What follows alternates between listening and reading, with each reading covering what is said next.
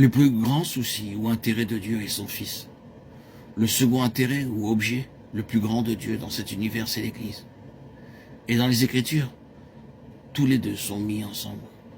Voici la déclaration, il l'a donnée pour chef suprême à l'Église, qui est son corps, la plénitude de celui qui remplit tout en tous, Éphésiens 1, 23. L'Église est la plénitude de Christ. Si l'Église a besoin de Christ, Christ a besoin de l'Église. Nous voulons chercher à répondre à la question « Qu'est-ce que l'Église ?» en quelques phrases concises. Premièrement, l'Église est un ensemble particulier de gens choisis en Christ avant que le monde fût. Cela est établi de façon précise dans Éphésiens 1, 4. Il y est spécifié que l'Église, cet ensemble particulier de personnes, a été élue en lui. Tout aussi précisément que Christ a été élu, Luc 9, 35, Psaume 89, 19, Ésaïe 42, 1, et établi, Hébreux 1, 2, 3, 2. De même, l'Église l'a été. L'Église est un ensemble de gens appelés hors des nations pour être maintenant un peuple céleste. Non pas plus tard, dans les âges à venir, mais maintenant. Cela est clairement contenu dans Actes 15, 14. Dieu a d'abord jeté les regards sur les nations pour choisir du milieu d'elles un peuple qui porte son nom. Et c'est à cela que notre Seigneur a fait allusion lorsqu'il a dit « Je bâtirai mon Église », Matthieu 16, 18. L'Église est un ensemble de gens qui, bien qu'appelés individuellement, ne sont pas simplement autant d'individus. Ils n'ont jamais été élus individuellement, ils n'ont jamais été choisis séparément, mais comme un tout. C'est très important de s'en souvenir. Et comme l'œuvre du Saint-Esprit est toujours de rendre réel ce qui a été éternellement déterminé et établi par Dieu de même, c'est son œuvre. Non pas comme une idée qui vient après coup, mais selon son plan, de rendre réel et pratique cette unité éternelle en Christ et avec Christ. Car c'est là le dessein de Dieu.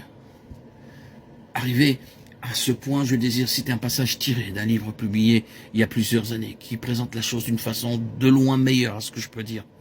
Et je le reproduis ici, parce que ce n'est pas de moi.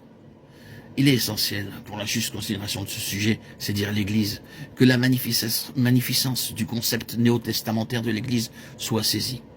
Dans les épîtres aux Éphésiens et aux Colossiens, la vie de l'Église, qui est le corps de Christ, est exposée. La vision de l'Église est exposée. Elle est vue là comme la compagnie idéale, invisible, indivisible et inviolable des rachetés du présent âge. Personne, sauf ceux qui sont vraiment régénérés, y ont part. Personne, hormis les élus participant à sa félicité. L'échec et la défection lui sont inconnus. Le prétendant et l'hypocrite ne peuvent y pénétrer. Elle ne peut connaître la brèche ou la division. Son unité ne peut être brisée, sa vocation et sa gloire sont célestes. Sa relation avec Christ, sainte et intime, et sa destinée liée en lui dans une splendeur inconcevable. À travers les siècles de notre ère, chaque génération qui est en marche n'y apporte qu'une contribution. Tandis qu'historiquement, ses membres sont appelés un par un et ils sont incorporés aux yeux de Dieu. Elle se présente toujours dans son état complet et dans sa gloire. En vérité, elle a été dans son cœur depuis bien avant tous les temps, de leur promontoire céleste privilégié. Les ordres angéliques l'observent et sont impressionnés et illuminés par la sagesse infiniment variée de son divin architecte.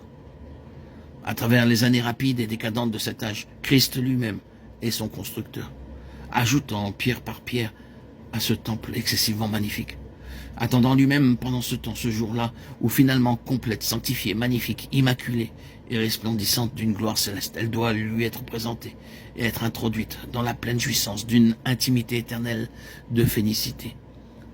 Ses traits sont à présent cachés.